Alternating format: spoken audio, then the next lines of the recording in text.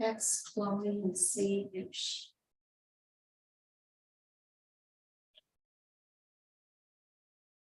Yes, one SRO for every. Hey, Wendy, we don't need quorum in a committee meeting if we're not taking action, do we? But aren't we gonna take some action? We are taking We action gotta today. take action. Which action are we taking? The committee is gonna recommend this legislative agenda to the full board. Should we call Chloe? I'm texting her. now. You're right ahead of me, Miss Robin. That's what you usually are. No. This, But we don't have to recommend the could we just put it in a report since we've got Miss Murray here and it's being recorded and live streamed? Miss Stokes Murray?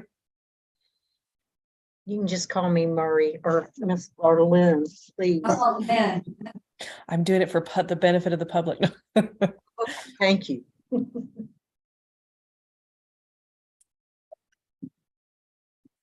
Here comes somebody. Someone's coming. Good. Ah, Earl. Hello, Mr. Campbell. Good afternoon.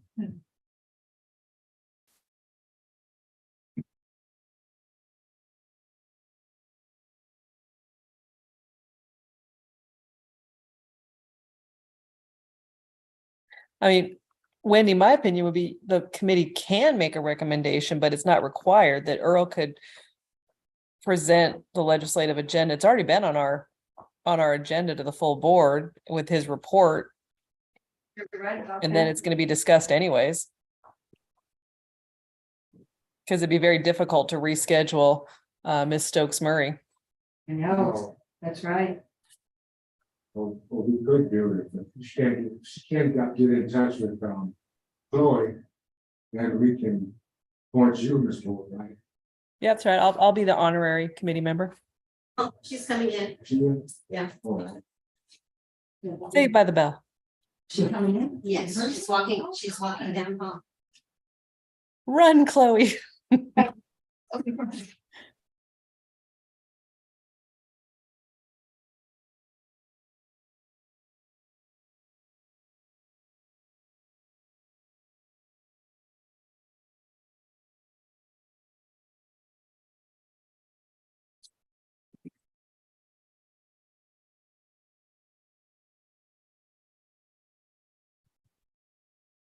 Welcome, please sit. Great, good to see you. Good to see you.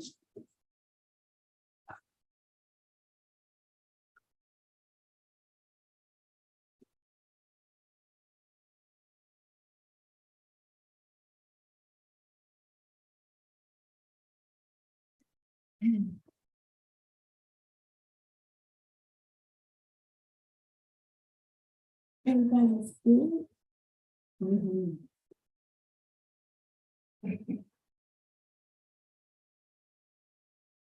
Is she on me? Oh. Is it me? Then let's check on extra. Plus he's not. Angela's. No. Angela's listening.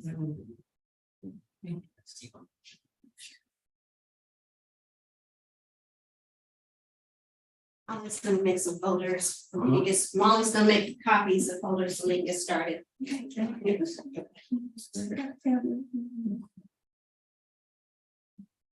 Okay, we'll call this meeting to order. Item approval of the agenda.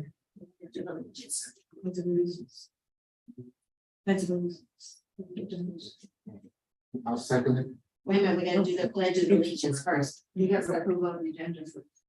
Okay. Go ahead. Approval of the agenda is in Word docs differently, so that's why I'm reading. That's fine. Motion to approve the agenda. Yeah. I move that we approve the agenda. Okay.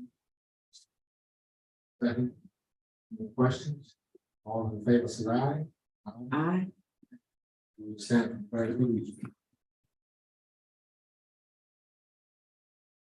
Pledge allegiance to the flag of the United States of America, and to the republic which stands one nation under God, indivisible, with liberty and justice for all.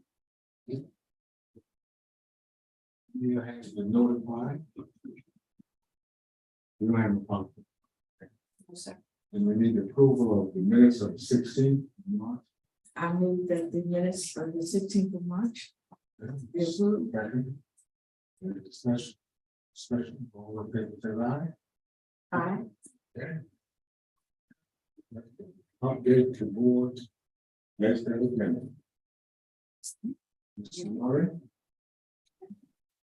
Thank you so much, Mr. Campbell. It was great to see you and other members last week. Appreciate y'all spending time up our way. I went back through the legislative agenda that we had discussed at our last meeting and at the last full board meeting. And there's only a couple places where I felt like I needed some direction. And that's Senate Bill 244 and 3318 and 3485. I think I knew where you guys were on everything else, but didn't know what y'all wanted to do on those three. And then my only other question was, having been up here and had your meetings with the School Board Association and with legislators, I didn't know if there's anything else that y'all wanted to add to the list. And I did not include Senate Bill 39, which is the Education Savings Account, AKA the voucher bill. It is up for debate tomorrow in the House, on the House floor. Y'all had not taken a position on that issue. I'm not suggesting that you do, but I just want to make sure you're aware it's out there and throw that out for conversation. So that being said, we can just scroll through the list. Senate Bill 11, we've talked about.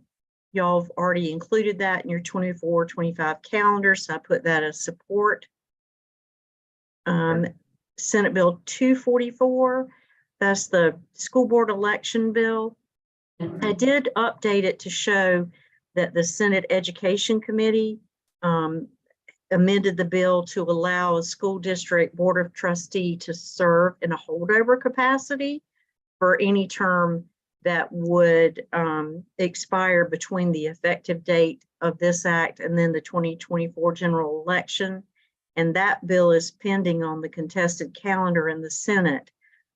We had a lot of conversation about that before. I don't know if that amendment changes the position, but I didn't want to assume anything. So need to know how y'all want to recommend that one. Rachel sent in, Rachel Wineski is not able to be here, but she put in what she remembered to be the recommendations in your email. And under this, she had put that what she remembers generally that we oppose due to our large board composition and current turnover structure, allowing for historical knowledge being retained and keeping this cycle. Dr. Watts wanted to know, she didn't understand this bill and she thought maybe we were looking at it wrong because our elections are already on even years, but it's 7 and 4. So is this bill saying that everyone, all 11 board members are up for election at the same time? Or do we keep it the way that it is? Because we have 7 that are elected, both elections are on even years, but it's just 7 are up and 4 are up. Your standard term. The way I read it is that they're held as the same time as the general election in even numbered years. So even though you've got that split, I think you're right, that doesn't matter. And the amendment, I mean, y'all wouldn't have that issue because unless y'all are not elected on the general, unless y'all are not on the general election. But it's my understanding you are, right? Yes. Yeah, Okay. so they wouldn't have to change it. Right. Oh, yeah. Oh, I was looking over the list here. This must be, this is a city that, yeah.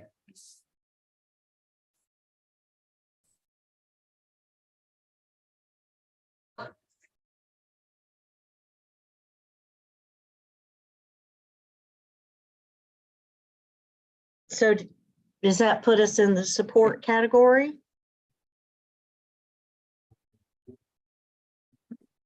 I'm not sure. No, because I don't. If we don't have to change, we can support it, but if they don't change, then no, we will not support it. Well, why don't we do this? Maybe y'all would make a recommendation to monitor, to continue to monitor the bill based on the amendments that may come up on the floor of the Senate.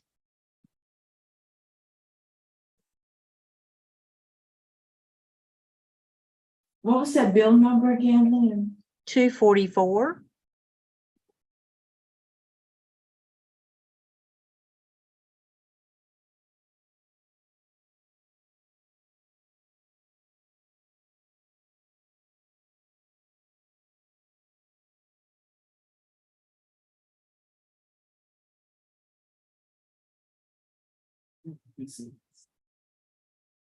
And I think the question is, I mean, right now it seems fine because this is what y'all are doing anyway. But if there were any changes to it, that might put you in a situation where you would not be supportive. So either you can be neutral or you can monitor based on upcoming amendments. Is that what you want to do? I think we would want to monitor. Yeah, yeah.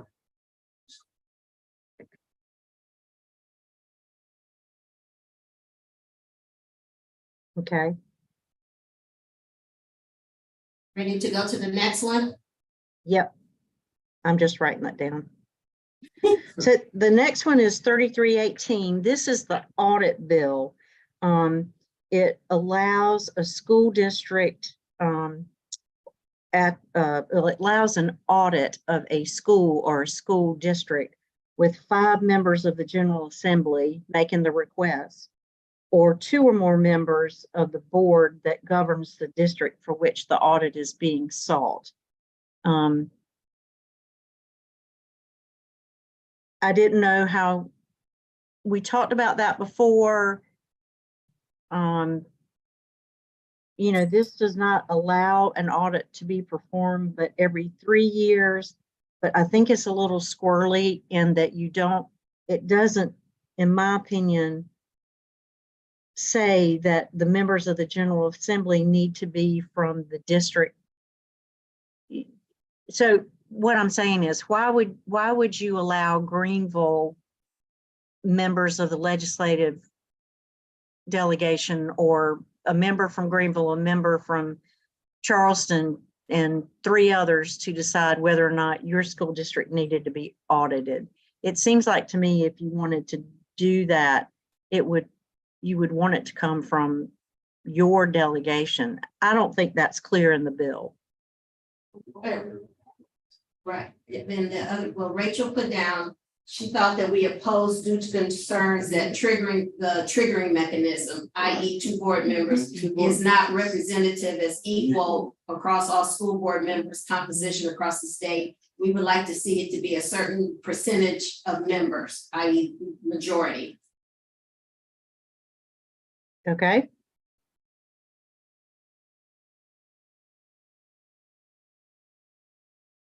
Is everybody good with that?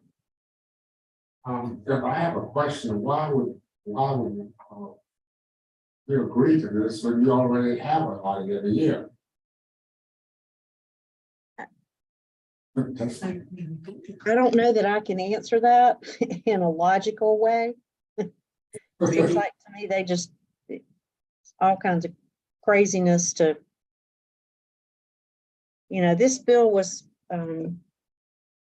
offered by John King, who's up in York County. And I don't know if he's had a problem with his district, but I think it makes sense that you would be opposed. It's pretty broad. Do you have Ingrid on here? Ingrid on, if you, it's the only other board member.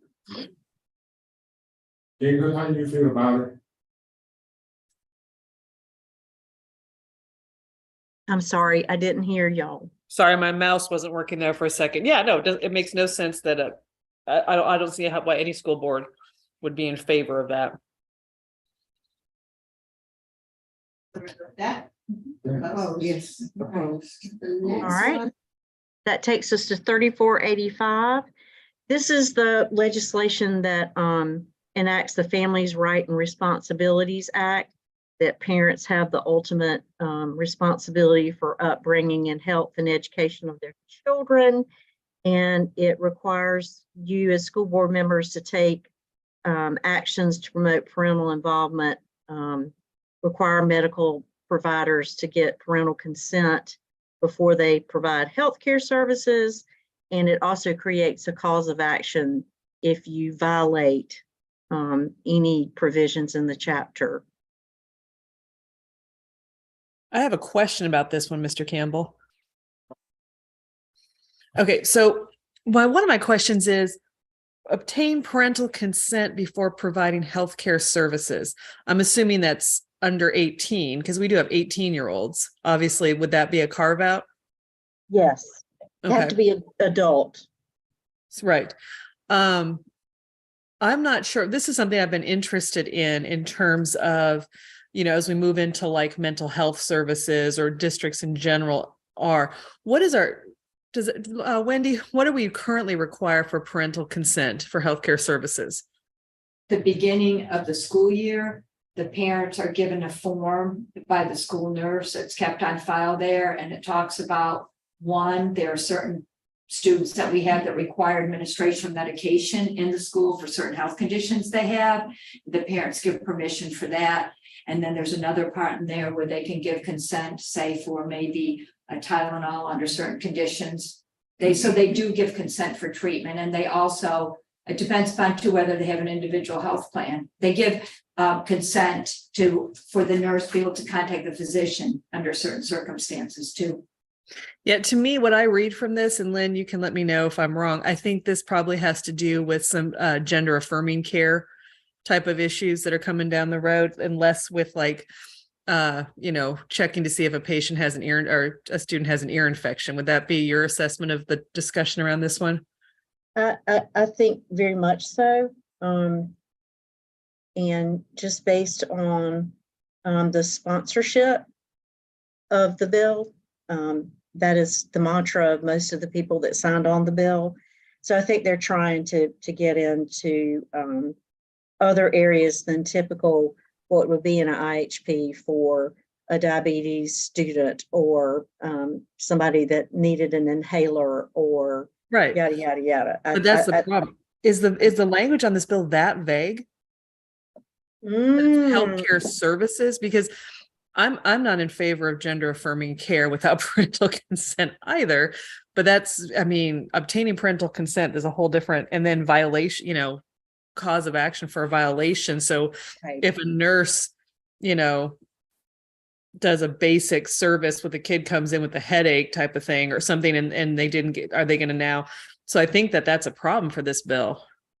So let me read to you some of the inclusionary things in the legislation. It says that parents have the responsibility to direct the upbringing, education, healthcare, mental health, yada, yada, yada, including the following rights and responsibilities: to direct the education of the child, to include public, private, religious, or home schools, make reasonable choices within public schools for the education of the child, to include, but not limited to, participation in children's school activities, access and review all school records, to direct the upbringing of the child, direct the moral or religious training of the child, to make or consent physical and mental health care decisions, access and review all medical records, consent in writing before a biometric scan is made, consent in writing before any record of the child's blood or DNA is stored. A law enforcement investigation, forensic interview with the Department of Social Services, so on and so forth. Okay. I find that a Um, perplexing bill. Rachel has support so long as nurses are not hindered from providing emergency healthcare services. Yeah, but so define emergency. I just don't like that they put teeth on it. A local cause of action for violation when they're not, when it's pretty vague. Non-emergent care is a pretty vague thing. I don't know. It does say that the provisions of the section don't apply when it's been determined by a physician that an emergency exists. And By a that's physician. defined, yes, further defined as necessary to perform an activity in order to prevent death or imminent irreparable physical injury to the child, or if the parent of the child cannot be located or contacted after a reasonably diligent effort. And then it goes on to say a parent may bring suit for any violation of this chapter and raise this chapter as a defense in any judicial or administrative proceedings without regard to whether the proceeding is brought by in the name of the government or a private person or any other party. It's pretty broad. It's very broad, and there's a lot of case law out there. And part of the thing that concerns me is a nurse makes a determination that there's an emergency based on available evidence, and someone else disagrees, and now they're suing, and now a physician says, well, it wasn't actually an emergency. There is a lot of case law in this area already, and under the Good Samaritan Act, and for insurance purposes. So I can't support it as written. I don't disagree with the premise, but it's in my opinion poorly constructed. Could the parent choose another family member or somebody else if they cannot be contacted? It only gives you the option to contact it only if case of an emergency, and if it's death or imminent irreparable physical injury to the child, and if you cannot, after a reasonably diligent effort, locate the parent. So I would worry, and Wendy is the attorney in the room, that reasonably diligent effort is not defined.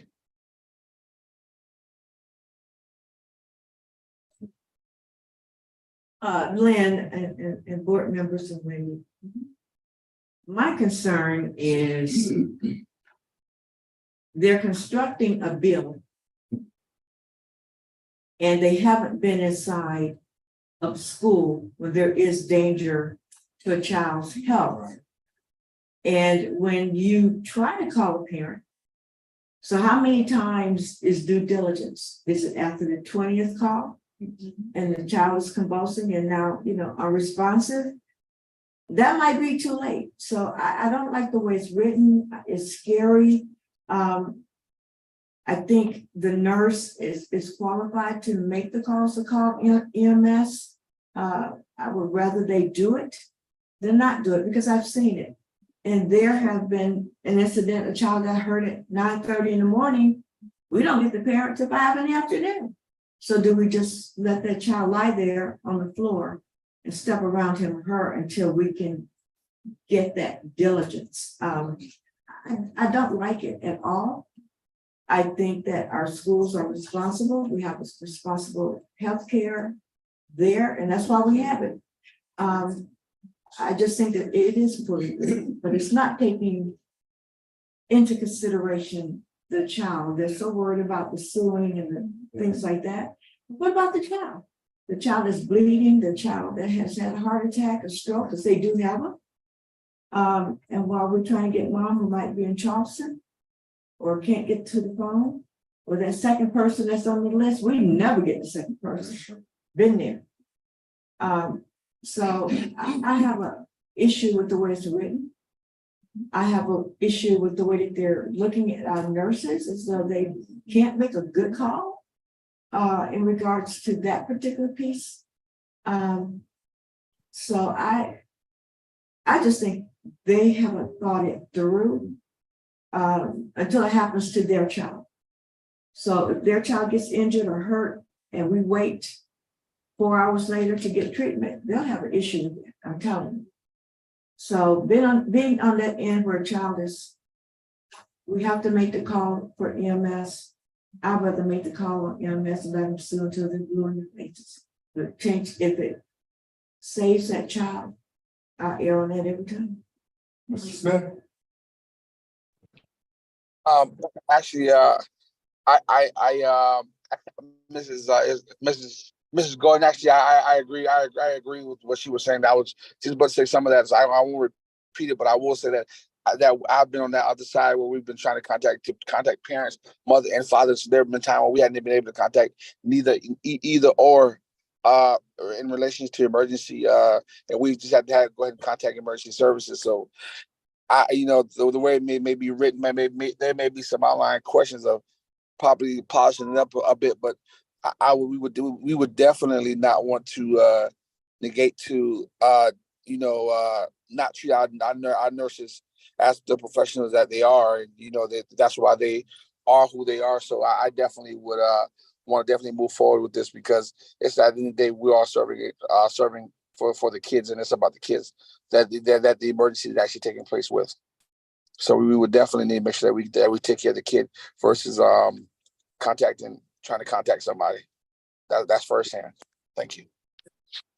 We need a motion on this since Rachel writes support, so as long as nurses are not injured. And so you all will probably need a motion so that you can move it to the board, since this is not unanimous. Could you just vote? Motion to not support. Mr. Campbell? Sorry, I couldn't get my hand up. Uh, Can we Ingrid? monitor? Yeah, I think we should monitor this one as well until the language gets clarified.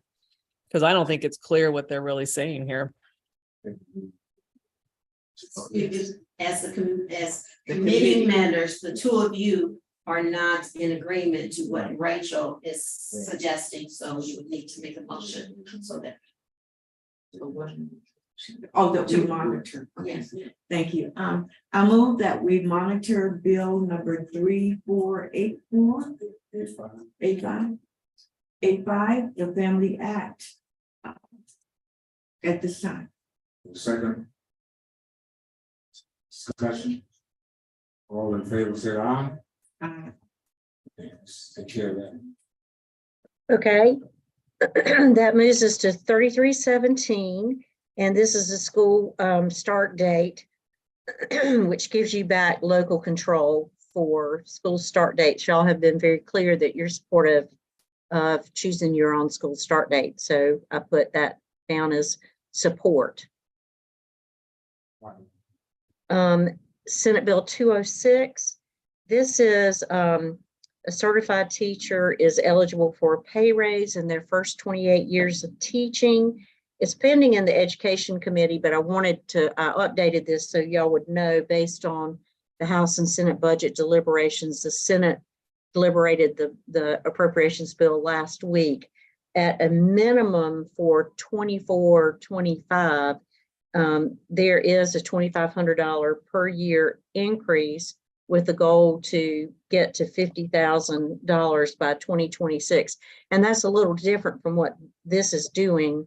But it seemed to me that this would be something that you're supportive of, but I just wanted you all to recognize that there is going to be a pay increase for teachers in this appropriations bill, 23-24.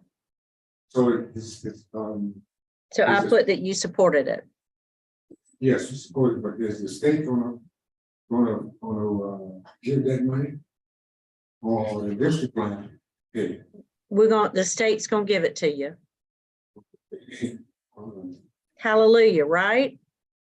Yeah. The next one is Senate Bill 202, and this is legislation that specifies a teacher's bill of rights. It enumerates the basic right which all public school teachers are entitled. It's pending in the Education Committee. My understanding was that y'all were supportive of that as well.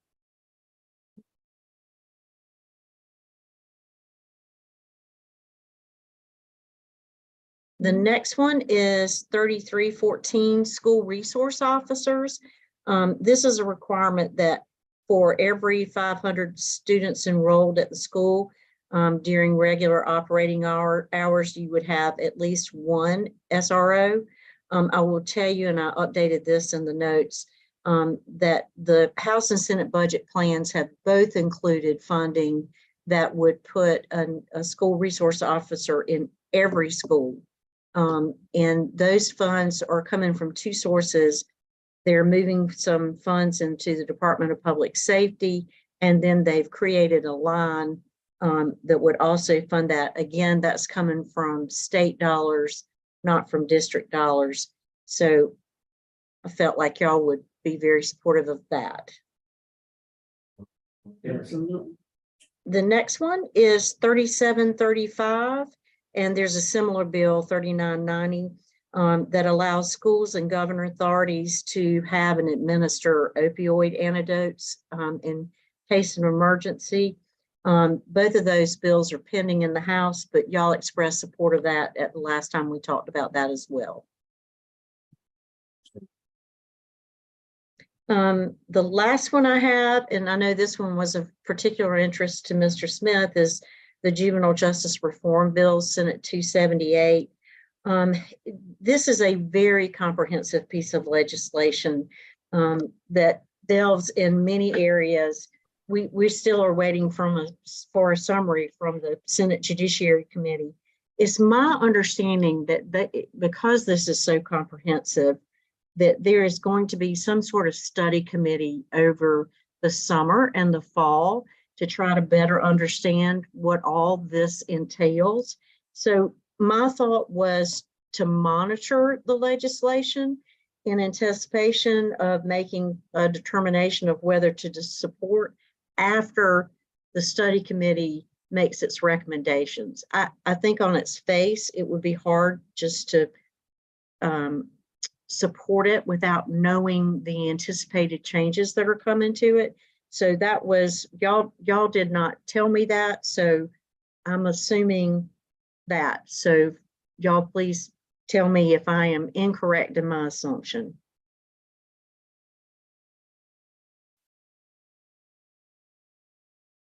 Thought it was comprehensive with a whole lot of stuff in it that I just didn't like. So I agree that we monitor juvenile bill. Avery stands up and Williams stands up. Huh? Avery stands and then Williams. Ms. stands. Albright?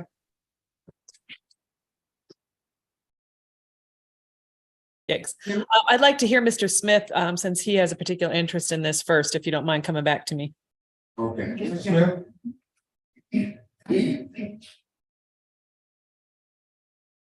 You're muted. Oh, I can go and talk. Okay. No, the way how you said it, I think it's best for us to just monitor until they come back with a comprehensive plan and exactly what they are, where they are going at with this. Like you said, this one's is very broad and it has a lot of different moving parts to it. So I definitely would like for us to continue to monitor this until they come back with a final synopsis of what this bill is going to be exactly doing. Thank you. Yeah, and my question was, Ms. Stokes Murray, is they're saying you can't suspend a student Correct, unless you meet this threshold? correct. Okay, that's interesting. It's extremely broad and comprehensive.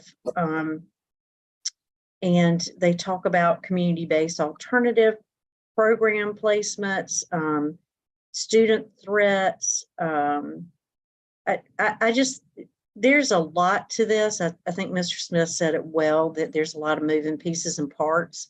And it's going to change a lot, I think, before it actually gets to the floor.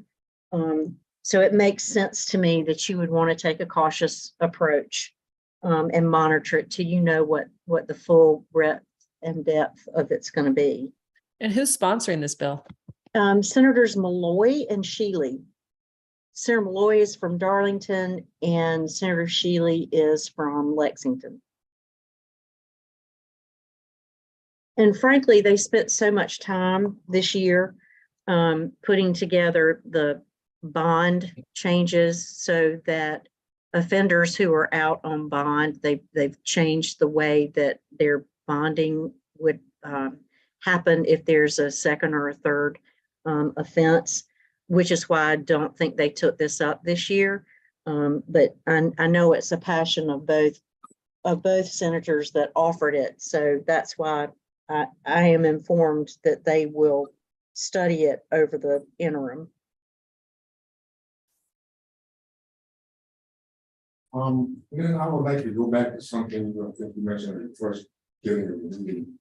Talking about the bill that they're proposing to give money to private and religious schools. And I talked to several folks and they were saying that the only way they can do that, they don't have to amend the Constitution. The Constitution says that they cannot do it.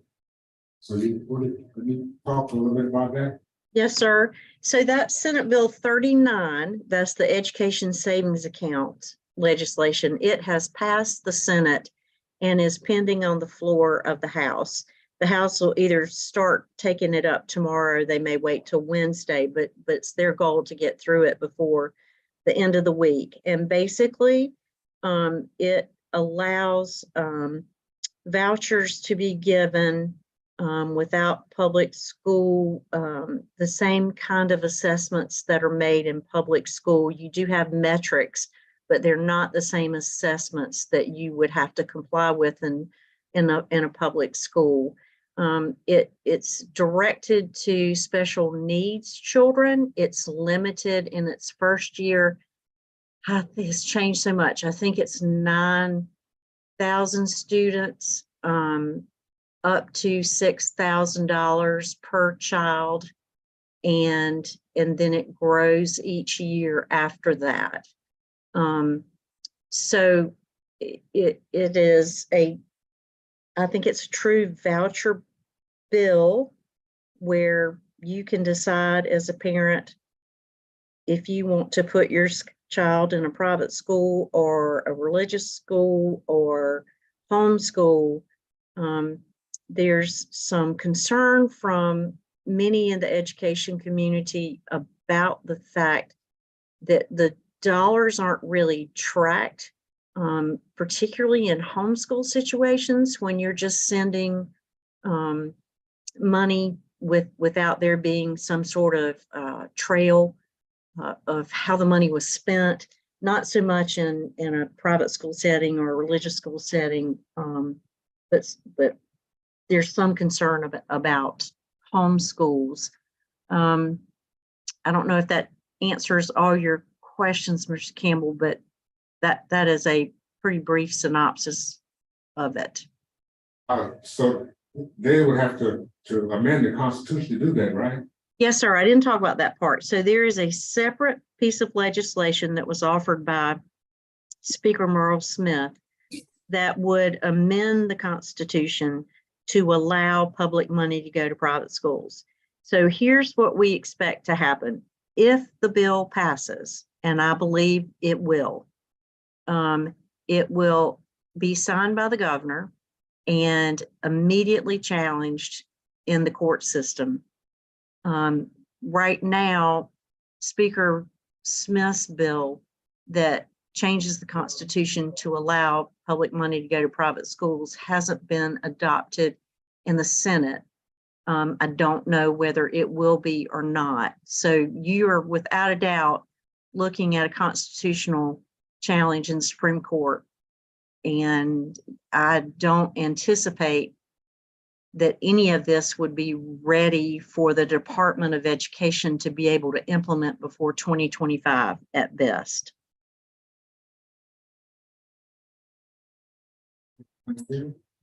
Lynn, is it okay that I share in your email, you had asked for those members who went up to Columbia, we have Mr. Smith and Ms. Gordon. You suggested that we open up for conversation, any things that they talked about with the legislators, or if they met with anyone, you all wanted to talk about that. Only they came us, that Mr. Williams.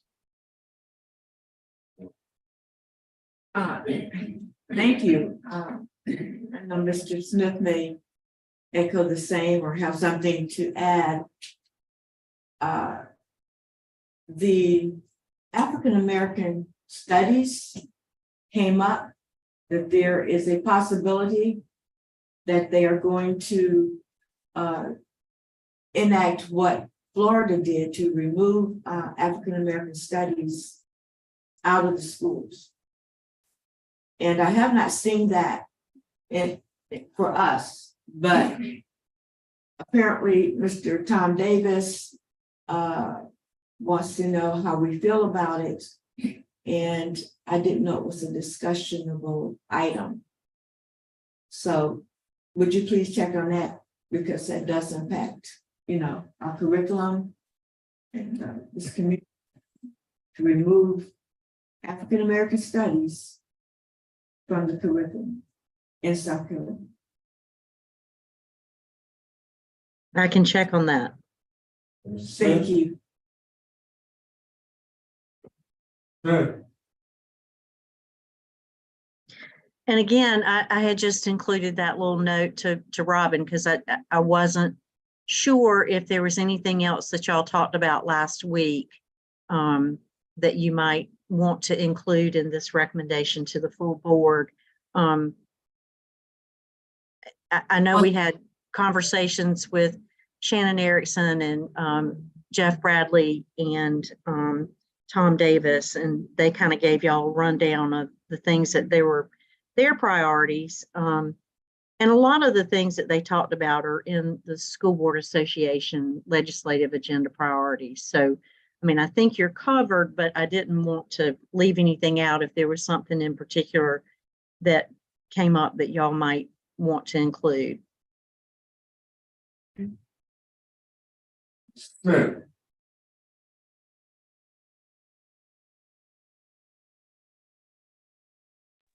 Yes, sir.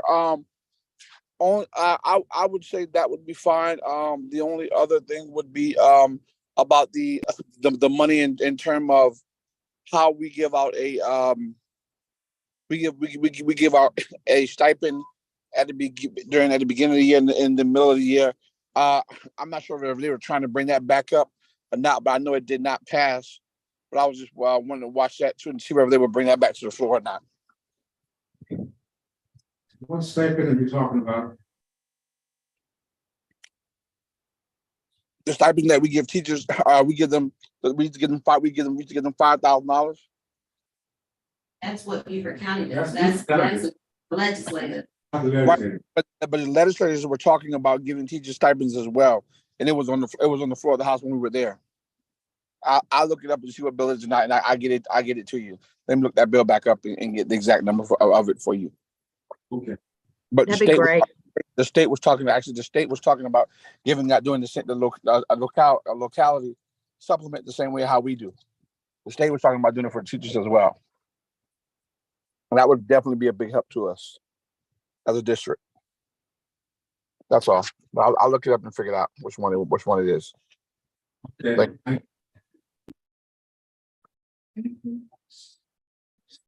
Mr. Campbell, that's all I have unless there's anything else from y'all on your end. Well, thank you very much. Pleasure. Thank you, Lynn. Thank you. Thanks. Hey, Robin, I'll circle back with you tomorrow to make sure we have this document updated for board meeting, okay? All right, thank you. All right, thanks, y'all. Have a great evening. Thank you. Thank you. Future topics. You had a future topic that was on the board agenda. You were talking about having the legislative committee look at Act 388 and go back and discuss that again. Is that? So what's acting? That was passed several years ago. Well, Was it funding? the funding. It was a education It's funding, funding source. Is that the one about if it's your primary residence, you don't pay the taxes? Right. Yeah. 6%, 4%. Oh, okay, yeah. It's not gonna change. It didn't work. Is that something you still, I mean, you had it on the future topic agenda, but Yeah, I think we can discuss that. I really would like for Miss Linda follow up on that. African American Studies, Yeah. She said she's gonna check. so see them. The full board knows, we were approached at the conference, that this was in the pipe and want us to be ready. Yeah, I know. so you want Act 388 and follow up with African American Studies curriculum. Yes. Thank you. The next meeting, That's fine, too. no, or the next legislative committee meeting. Or next month. Mhm. I think you all had said that you were meeting. Fourth. Monday. So, but the next one would be, May 22nd.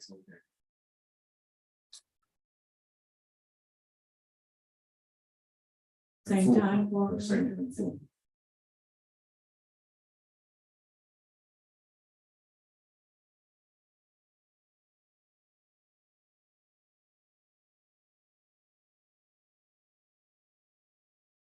Next meeting for the agenda setting today. Yeah. Is it 5:30. 5:30. Oh, five. Sit right here. Let's see. Will we have it in It's Are we long. adjourned? Yes, are we adjourned? here? Yes. Yes, we're adjourned.